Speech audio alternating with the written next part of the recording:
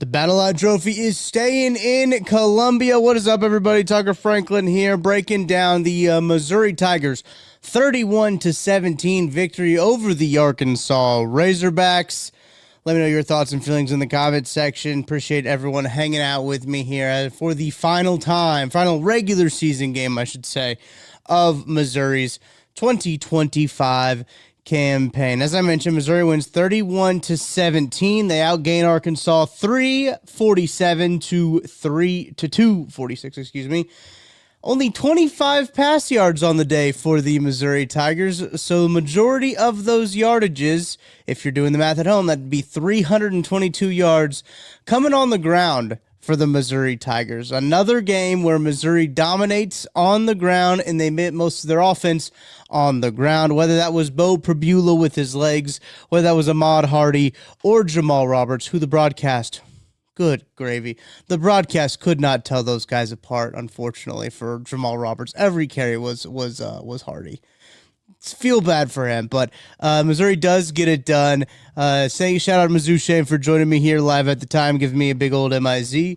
ZOU to you, sir, but it is great. Alex says it sucks being a Hog fan, Tuck. Jesus Christ. I'm sorry, Alex. I'm sorry. Well, at least you have Bobby Petrino.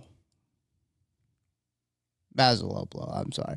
Bo Prabula, 4 of 7. Only 7 attempts for the Missouri Tigers through the air. 7 attempts for 25 yards. Only completed 4 of them. But the running game, as I mentioned, was the big deal. 157 yards for Prabula, or for Hardy. Jamal Roberts had 100 yards on 11 carries. Prabula 78 yards on 16 carries. 322 yards on the ground for the Tigers. Sean Kurtz says 25 passing yards and we won that game. I guess we are 1947 Army now. Yeah, I guess so. This tweet here from Jared Kohler, at Jared Kohler KC. Eli Drinkich is the second coach in Mizzou history to win 8+ games 3 straight years. Pinkel did it from 06 to 2011. But in 124 seasons of MU football, the Tigers have never won 9+ games in 3 straight years. Missouri has a chance to make that school history in next month's bowl game. Boy, this was a sloppy game all around, guys. Sloppy game all around.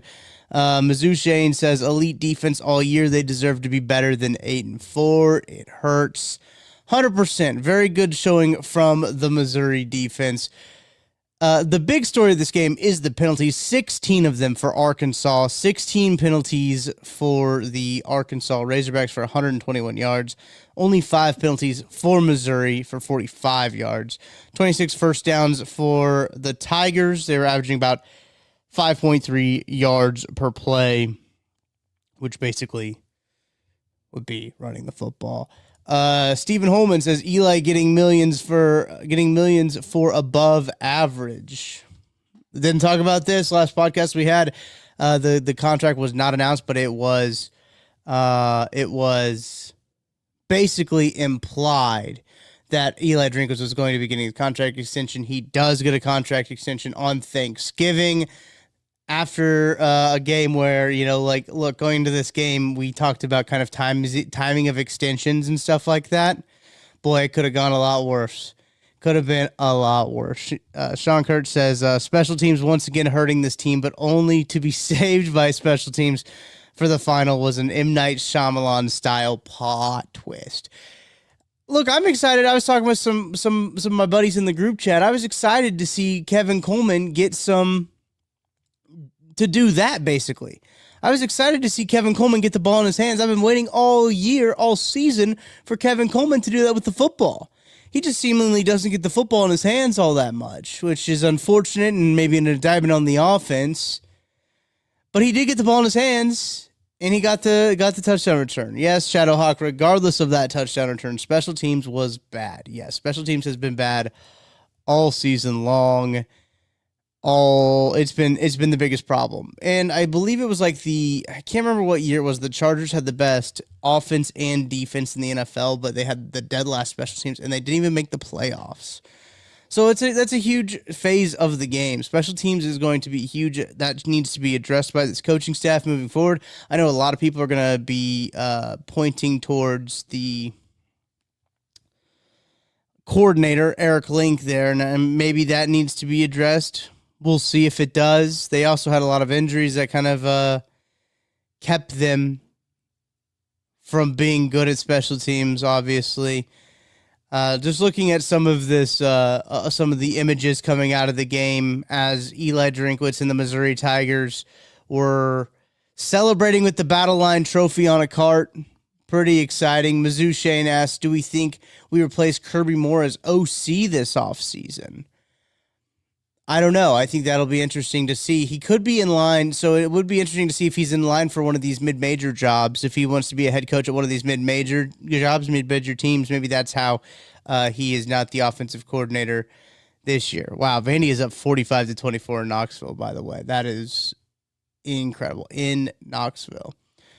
We'll see. We'll keep an eye on that. We'll keep a lot of the coaching carousel. I don't think Missouri's done feeling impacts of coaching carousel, right?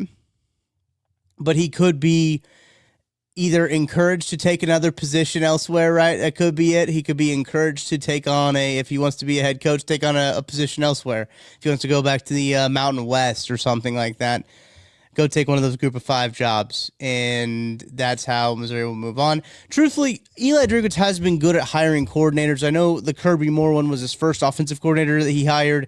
Those first couple years, what was this, year 3 for Kirby Moore? Or is this year? No, this is year 3 for Kirby Moore. It kind of got a little stale, but the first iteration of the Kirby Moore offense was pretty fun. It was pretty fun there. Sean Kurtz said KC3 has been so close to just breaking a punt return this year, just saying it was our first punt return for a touchdown since 2022. Wow. First punt return for a touchdown since 2022. That's pretty bad. That is, wow, yeah. I did not know that. Great stat there from Sean. Sean also says Kirby might be on a bit of a warmer hot seat. Also, my sweet baby boy Diego doing the Lord's work against the Tennessee Vomits. Yeah, dude, it is. That game is interesting. And yeah, Shane, Mizzou Shane says he has gone backwards the past 2 years, which is a bad sign for a young OC when we had the talent we did on offense. For sure. Marcus Murphy, baby. Marcus Murphy was a dog. Shout out Shadowhawk. But yeah, I think when you look at the offense definitely has taken a step back from his first year. That is a problem. I'm sure that a way they can get around that obviously is him taking a head coaching position at like at a group of 5 school. Who the Tigers would have next as an offensive coordinator? That's a great question. I don't know. I wouldn't know. I don't have an offensive coordinator hot board ready to go. I'm sure Gabe does, but I don't have an offensive coordinator hot board quite cooking yet. And shout out Marcus Murphy, man. I haven't thought about Marcus Murphy. I think I've got a picture with Marcus Murphy on my Twitter. I have to go back and look, but that guy was a dog.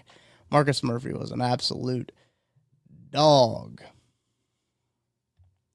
As I mentioned, Battle Line Trophy staying in Columbia. Missouri wins 31-17. Tough day throwing the football for Missouri. Jamal Roberts had 100 yards rushing. Ahmad Hardy, 157 yards rushing. Kevin Coleman had 20 yards rushing, 87 total all-purpose yards because his punt return for a touchdown was 67 yards. So we do get some of that action there for Kevin Coleman. Those are your top 3 all-purpose yards getter. The defense, again, played outstanding. Another outstanding performance from the Missouri defense. Josiah Trotter getting... I say Josiah, right? That's his name. He's not Jeremiah, right? Josiah Trotter. I don't know why I had, yeah. His dad, Jeremiah Trotter. Yeah. That's why I freaked out for a second. Josiah Trotter, 10 tackles for him and a sack. He had 2 tackles for loss on the day. 2 sacks for Chris McClellan. You had a sack for Damian Wilson. 4 sacks in total for the Missouri defense. 32 total tackles for the defense as well. Mixing in there, Nick Rodriguez as well laid the boom on a few of these. He's had 5 tackles. But Trotter doubling up Rodriguez's total to lead the team in total tackles. 3 solo tackles for Nick Rodriguez as well. Again, this defense stood up on its head, as it always does. Like this defense stands on its head and gets the job done. Kept Missouri in the game long enough for them to pull out a special teams touchdown for the victory. Missouri's defense all year has done this thing where they keep them in the game long enough for Missouri's offense or another way for them to score, for them to get points on the board to score. The fact that Arkansas took the lead into half is quite befuddling, because this team, Arkansas, had 10 penalties in the first half. 10 first half penalties. It was thanks to a lot of short fields, some blunders from Missouri on special teams for them to take that lead into the half. And overall, I don't know. I guess I want to know how you guys feel. Let me know if you're watching on Twitter. Tweet at me at Tucker D Franklin. Watching here on YouTube at Tucker D Franklin is my Twitter and Instagram. If you want to let me know there, let me know here in the live chat as well. If you're listening live or listen after the fact, send me a message, tweet me, whatever. I want to know how you guys felt in this game, because I don't know how you guys felt, but for me, speaking for myself, I never actually worried about this game. When Arkansas went in the half up 17-14, I wasn't worried. Were you guys ever worried in this game? Like I never thought that this was in doubt. I never really thought that this game was in doubt, even with the special teams blunders, even with the penalties. I just think that the way that Arkansas was using their quarterbacks was so confusing. It didn't make any sense to me. I don't know why they would do that. Like, that didn't make any sense to me at all. And overall, I just thought that Missouri would just ultimately find a way to get it done, just because they were a better team. Looking at the drives for Missouri, they're really good. Missouri's actually really good at first drives points. I need to go back and look at this. I should go back and do this research of how many times on their first drive they get points. Now, that does help when it is only like a 3-play drive and you have a big play on there. But nevertheless, they get a touchdown on their first possession. Then they punt. They go fumble, which was, I believe that was on the fourth down. That was the let me look at the chronological, actually. So they go as touchdown. They force Arkansas to punt. They get the ball back, and then they punt. Then Arkansas scores a touchdown. Missouri, yes, that had to have been the fumble on the punt, the snap that all kind of went awry, and then Missouri scores a touchdown on their next drive when they get the football. Arkansas then gets the ball at the punt. Missouri turns it over on downs. No, sorry, that was the turnover on downs. The fumble there was the Prebula fumble that was so horribly awful. So horribly awful. Conditions were bad. I understand the conditions were bad, but man, that was a brutal one. Missouri turns over on downs. That's the punt one. That was the punt fumble. Arkansas drives down and gets a field goal. Missouri closes it out before the half, and then they force Arkansas to punt. Missouri goes down, scores a touchdown, makes you feel a little bit better about it. And then after that, Arkansas pretty much did nothing, man. Like, Missouri's defense kind of stood on their head in that third and fourth quarters here. Let me go and look at this stat. Let me pull up these stats here, because I think that Missouri's second half defense did really well. They allowed no points, 73 total yards, 16 rush yards, 57 pass yards. As in the second half is what Missouri's defense allowed. 4 punts for Arkansas. They don't get a turnover, which it seems bizarre that Missouri didn't get a turnover, right? Because defensively, it seems like they were all over the place. It seemed like they would get a turnover, and there was a couple of balls that should have been picked, and there's one fumble that should have definitely been fallen on by the Tigers, but ultimately doesn't get fallen on. Seems very weird that they don't fall on it. But No turnovers for the Hogs. In the second half, Missouri's defense really stepped it up. Only 1 of 6 on third down for Arkansas in that one. Only allowed them to have 6 first downs, too, by the way. That's pretty good. That is pretty good. Only averaging 1.2 yards per carry in the second half, Arkansas was. So Missouri's defense kind of turned it on, especially when you look at what they were averaging in the first half. It was 3.8 yards per carry. In the second half, it was 1.2 yards per carry.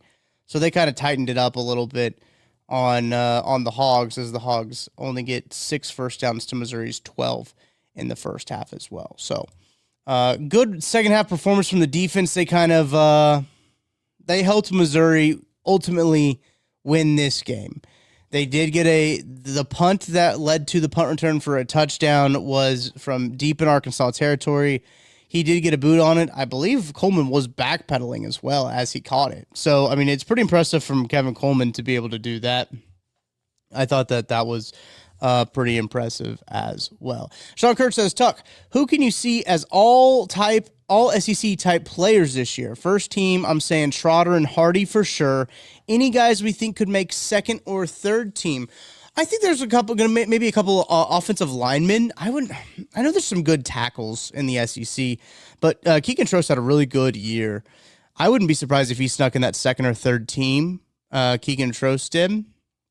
He's like PFF's highest graded tackle, I think. And so if he gets first team, I wouldn't be surprised by that either. He might be one of the most underrated, I think, Eli Drinkwitz transfer portal signings, because he did a really good job trying to lock up and secure this offensive line. Caden Green has done a really good job this year, I think. I know he didn't play every game, but he played pretty well. Connor Tollison, too, is pretty solid. He could be a second or third team type guy. Possibly, I don't know. Do they do honorable mention? I don't know if they do honorable mention, but those are the guys. Especially like when you talk about Zion Young could be a guy who could maybe make first team, truthfully. They got a lot of guys, I think, on that front seven that could be the second or third team. So we'll see. We'll see how that all shakes out. There's a lot of good defensive linemen in the SEC, but I think Missouri's defensive line is one of the best in the country. So their front seven played incredibly well. I wouldn't be surprised if any of them made first or second team, truthfully. If Trotter makes second team, I think that's a crime. I think that's an absolute crime if Trotter makes second team. But we'll see. Mizzou Shane says we're sneaking into the CFP. I can feel it. Anyone who disagrees is a hater. I wish I had your confidence, Mizzou Shane. I wish I had your confidence. Chiefs Lover 1332 says, have they finally figured out the difference between Hardy and Roberts? No. They didn't. I tweeted this out middle of the game. I think Gabe DeArmond tweeted something out too, of just like they could not tell them apart. And I said the easiest way to tell them apart is that they wear different numbers. They wear a different jersey number. Sean Kirk says, doubt. Well, Tuck, KC took all my doubt for the week going into this game. I felt like I'd take a meteor hitting the stadium for them to win. Fair. That's fair. I mean, if you're a Chiefs-Mizzou fan, it could have been a really rough week. Glad I'm not a Chiefs-Kansas fan. Am I right, chat? Am I right, guys? I'm glad I'm not a Chiefs-Kansas fan. All right, I got to take a break. We're going to take one break here, and I will be back right after this. We're going to wrap this game up, talk about some potential maybe bowl appearances. Other games going on in the SEC. Don't go anywhere. I'll talk to you right after this. Calling all Chiefs fans, you could be on the field at the 50 inside GEHA Field for the official coin toss at a Chiefs home game this season. Visit Chiefs.com/GEHA now. Enter to win a chance to be on the field for a once-in-a-lifetime view of the pre-game coin toss. Plus, you can score other exclusive prizes. Enter for a chance to win at Chiefs.com/GEHA. GEHA is the proud partner of the Kansas City Chiefs. Heather Luce, broker owner, KC Local Homes, and Emprise Bank has been a great partner for us. They're our partner in Possible. Debbie and I hit it off immediately, and she was one of the first bankers that I would say sat down with me and actually genuinely cared about my story and where I was coming from and what I was trying to do, not just what kind of loan do you need, how much equity do you have, and she really kind of laid out my options for me and just made the process make sense, and I felt comfortable with it. Start to talk about it and think about it, a building popped up that I wanted, that I could afford, and it was in a great area. And so they really guided me through the SBA. I used the SBA loan to acquire it and really guided me through that process and made it happen. I think that we talk about that a lot, where we wouldn't have a business. We wouldn't have what we have here if we didn't have the clientele that we do. I've always functioned out of a people over profits mentality. The houses sell themselves, right? Like, I'm here to help people and facilitate the transaction for them.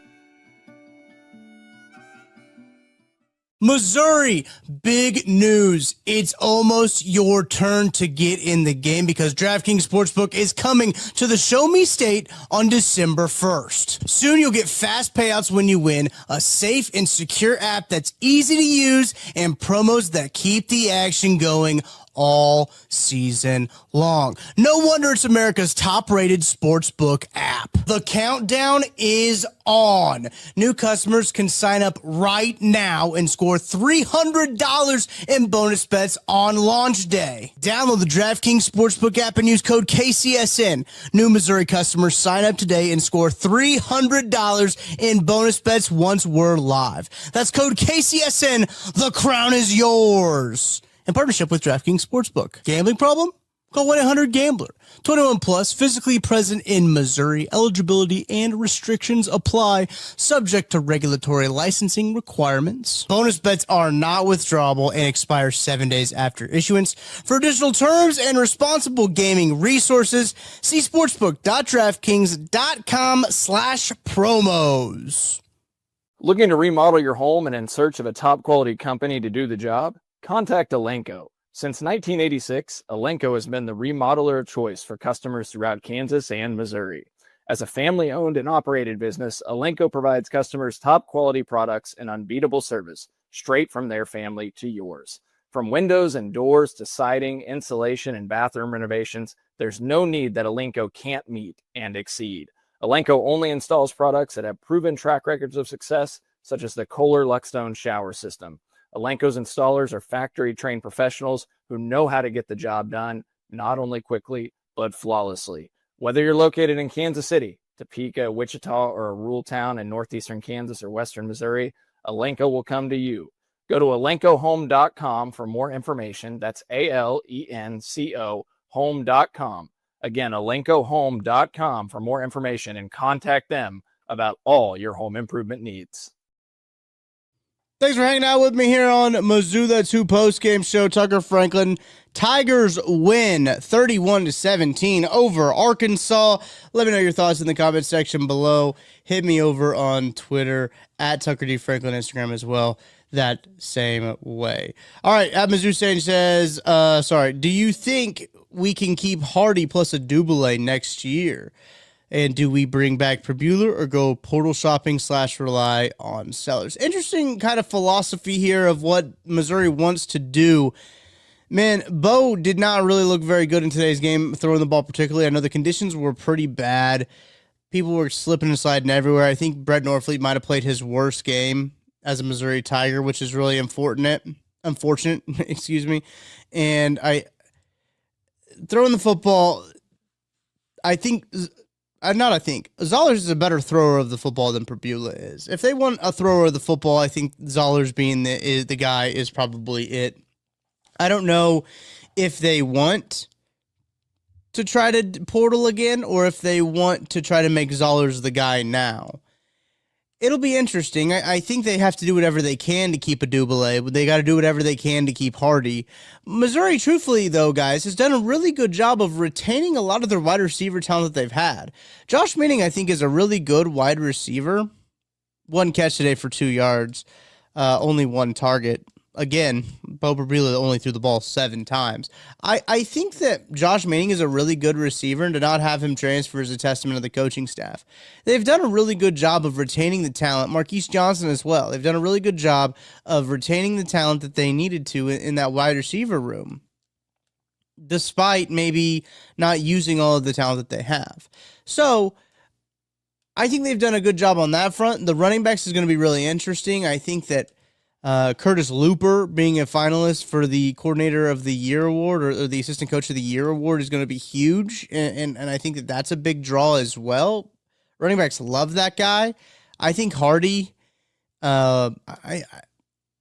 I don't know, right? I don't know if they will, but I think those have to be your priority, right? I think your offense those two guys need to be the priority of your offense next year, whether it's throwing the football, running the football, keeping Odubele and Hardy need to be the priority. So that's what I think. That's what I think needs to be as well. Dolphin 72 says Zion Young and Damon Wilson both first, maybe second team All SEC for sure. Zion Young for sure should be first team. Damon Wilson, I think, is a little bit, I wouldn't be surprised if he was first, but he's probably second. Zion Young for sure, first team. Sean Kurt says, what is throwing the football? We might never know, especially if Ahmad Hardy is the running back of the future. Mizzou Shane also said, I heard a part of the new contract for Drink also comes with an additional 25 to 30% in NIL roster spending. Hope so. I speculated that was probably what some of his bargaining was, like what some of his negotiation is the word I'm looking for. What some of his contract negotiation was probably trying to get more NIL spending for players, for getting more roster money for players. And in this day and age, I think that's kind of what you have to do. I mean, he did get a raise. Like, he did get a pretty significant raise. So he's not going to be hurting for money. He's already a top 10 paid coach in the country. I don't think he'll be hurting. I'm still sure he'll be top 10 after all of these. Other coaches go elsewhere. So NIL spending is going to be huge. The NIL spending boost will probably help them keep Odubele, keep Hardy. Josh Peeler, the wide receiver coach, is a big reason why I think a lot of these wide receivers come to the University of Missouri and stay at the University of Missouri. I think that's a huge part of it, is Coach Peeler being able to be there and everything. So, yeah, it's going to be interesting to see how this team builds on to next year. A lot of guys on the defensive side of the ball are going to be going. A lot of those guys on the defensive side of the ball will be playing in the league probably. So it's going to be interesting to see portal-wise how they address that, how they address that with their 2026 class. Seems like the transfer portal is becoming more important than the high school recruiting has been, which I find super interesting. But let's talk about some bowl projections. Here. I got CBS Sports up over here. Duke's Mayo Bowl right now. Louisville versus Missouri is what CBS Sports has the projection of in Charlotte, North Carolina. Boy, wouldn't it be sick to see Eli Drinkwitz get dumped with some mayonnaise? That'd be kind of fun to see. I think that would be a fun bowl game for the Tigers to be in. Also, Schlabach of ESPN has them in the Duke's Mayo Bowl against Duke. Missouri versus Duke. That's an ACC-SEC matchup there in that bowl game. And let's see. The Music City Bowl is what Bungura has them against Nebraska. Music City Bowl last year, Missouri was in. Going up against Nebraska would be kind of a fun one. That'd be a fun one, I think, for Missouri fans to get Nebraska, Missouri. Music City Bowl might be, they should be maybe campaigning for that one, Nebraska and Missouri. They could get some folks to the Music City, have a good bowl game, classic Big 12 matchup. That could be a really fun one there. So we'll keep an eye on bowl game projections. Obviously, National Signing Day is coming up just around the corner. National Signing Day is, and we will have you covered here at Mizzou. That's who. Maggie Johnson and I got some plans for National Signing Day. Looking around the SEC, obviously, we got the Egg Bowl, which was a big one that a lot of people had their eye on. They get the Ole Miss Rebels get the win 38-19 over Mississippi State. Georgia beats Georgia Tech 16-9. Big upset as Texas upsets Texas A&M 27-17. It is on their home turf. Texas's home turf, as they do get the win and they beat A&M once again. Games going on at the same time as Missouri was playing LSU, Oklahoma. Oklahoma pulls that one out, man. Oklahoma pulls that one out. They should be in the college football playoff. We'll see how their draw goes, but they beat LSU 17-13. That offense is not good for Oklahoma. I don't know how they last a long time in the college football playoff. I'll be honest. That offense is not good. That defense is very good, though. So that could be how they win it. Louisville throttles Kentucky 41-0. Louisville moves to 8-4 on the season, just like Missouri does after they beat Arkansas 31-17. And Vanderbilt, 2-loss Vanderbilt. They roll in Knoxville, 45-24. Vanderbilt over Tennessee. Incredible. About to kick off here in a little bit is the Iron Bowl. At the time of recording this podcast, don't have the results. That game is about to kick off soon. But Missouri's final game of the season go 31-17 over the Arkansas Razorbacks. I believe that's 5 of the last 6 for Missouri over Arkansas. I need to double check that, but big win for Drink and the boys to go to 8-4 on the season. 8-4 on the year for the Tigers. Overall, this season had a ton of ups and downs. A ton of ups and downs for the Missouri Tigers on this one. On the year. Expectations into this year fluctuated, man. They fluctuated from this team's going to make the college football playoff to at the beginning of the year, we weren't really sure what they had. We weren't really sure what this team had. Some of the early tests that we thought that this team had too didn't really pan out to be easy tests. Kansas misses a bowl game. South Carolina loses to Clemson. South Carolina only has about 3-4 wins on the year is what South Carolina has. I just had that pulled up. 4-8. South Carolina finishes 4-8. That didn't end up being a test that Missouri thought they had early on in the season.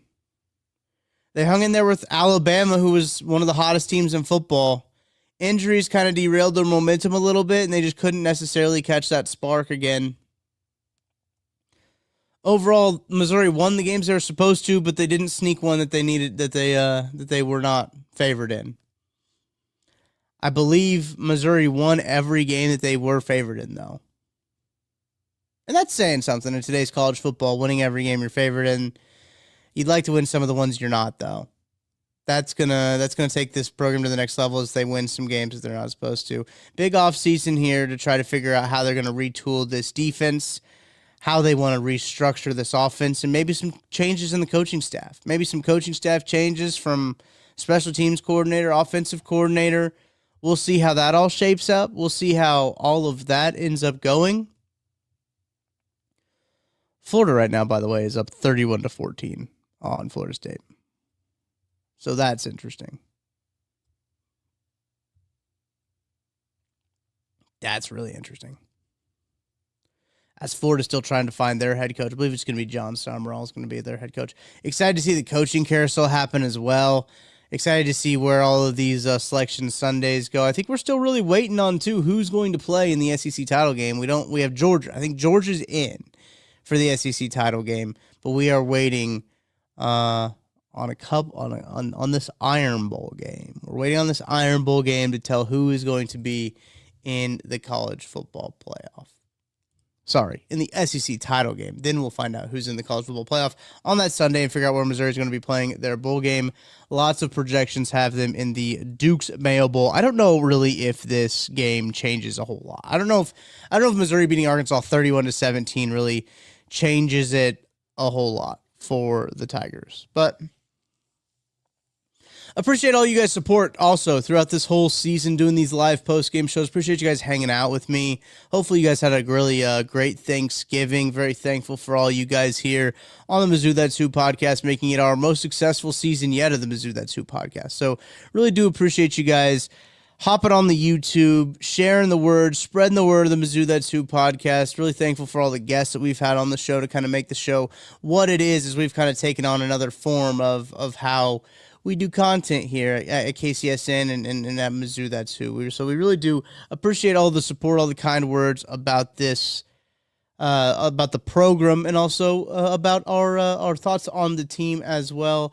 Of course, this is a community, man. Like, we couldn't do it without you guys. We couldn't do it without all you guys listening, commenting, chatting with us, talking some Mizzou football. It's much better to do this with people than by yourself, man. It's much more fun to watch football games with other people. It's much more fun to talk about your favorite football team with other people than just keeping it all to yourself. So really appreciate all you guys. A time of Thanksgiving. That's why I want to give thanks to all of you guys watching, listening, liking, and subscribing to the podcast as well on the Mizzou That's Who channel. So going to be an exciting year. We'll see who gets invited to the East-West Shrine Bowl. Be down out there. We'll be at the Combine as well, so we'll have plenty of content for you guys there. And, of course, we'll still have the podcast going through the bowl game. Through the bowl game, we'll have that. We'll talk about if we want to pick up some basketball podcast. But you guys know we're pretty football heavy. We're a pretty football-centric podcast. Depending on how it all looks, we'll see how it all goes. But might do some basketball shows as well. I really do appreciate everybody hanging out and supporting the podcast and talking some Mizzou football. That's going to put a bow on the regular season. That's going to put a bow on the regular season, guys. Man, it just seems like a little bit ago we were doing season preview pods, and it was just around the corner. There was so much excitement for the team. And now we're looking at another bowl appearance for Missouri as Eli Drinkwitz again gets another bowl appearance. Really do appreciate all you guys hanging out with me. That's going to do it. Maggie Johnson and I will be back early in the week. National Signing Day is coming up. And National Signing Day, I believe, is next Wednesday. We'll have a show for you before then. So we'll have a show for you before National Signing Day, breaking down Missouri's recruits, what they have, and kind of everything that goes into it. We got a special guest that we'll have as well. You'll just have to like and subscribe. You'll have to subscribe to the podcast feed, KCSM Mizzou, wherever you get your podcast. You'll have to like and subscribe here on the YouTube channel as well, so you can see what we got going for you. But we will be back next week. Maggie Johnson and myself will talk a little bit about the season, give our thoughts on the regular season for the Tigers, as well as our little interview for National Signing Day, as Missouri is going to move forward with Eli Drinkwitz as their head coach, signing that 6-year deal to give him about $10.6 million in annual salary. Great for Drinkwitz. Great for the program. Great for the show. So I appreciate everybody hanging out with me. That's going to do it for this final regular season post-game show. We'll see where they land in the bowl game when we'll talk about it once they do get secured that bowl game. But that's going to do it for me. I appreciate you guys.